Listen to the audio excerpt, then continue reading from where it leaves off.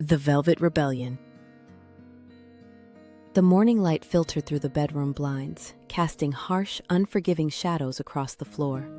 I stood before the full-length mirror, my eyes scanning the drab reflection staring back. A pair of slate-gray slacks, a sensible, starch-stiffened white blouse. For a decade, my wardrobe had functioned as camouflage, a uniform designed to make me invisible as I navigated the relentless hustle and bustle of corporate mergers and endless suburban carpools. However, staring at that suffocating sea of neutral tones today, a sudden panic gripped my chest. Was this really all I had become? A walking, talking spreadsheet. I turned away from the mirror and reached up to the highest, darkest shelf of my closet, blindly digging through a forgotten clutter of winter scarves and old shoeboxes.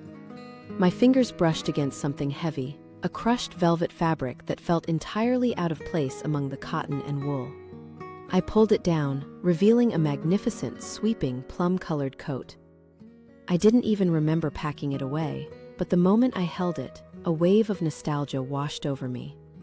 It looked like a relic from my 20s, a time when theatrical street style was my daily armor, long before those vibrant trends faded away into safe minimalism.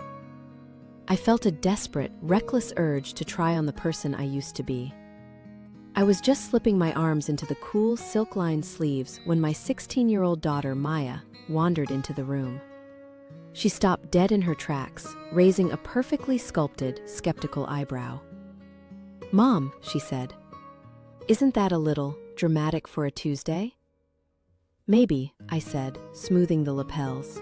"But I am sick and tired of blending into the wallpaper, Maya." She squinted at the rich purple hue.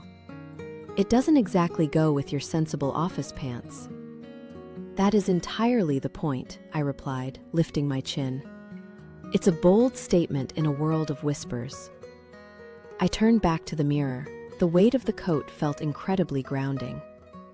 Every now and then, a woman has to surprise herself just to remember she's still alive.